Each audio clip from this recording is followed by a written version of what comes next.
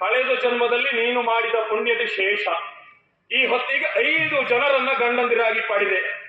ಈಗ ನಾನೇ ನಿಮ್ ಶೇಷ. ಈಗ ಅಲ್ಲ, ನನಗೆ ನಿಜವಾಗಿ ಶೇಷ ಆಗುವುದೇ, ಉಳಿದವರಿಗೆ ನನಗಲ್ಲ. ಅರ್ಥ ಆಯ್ತು?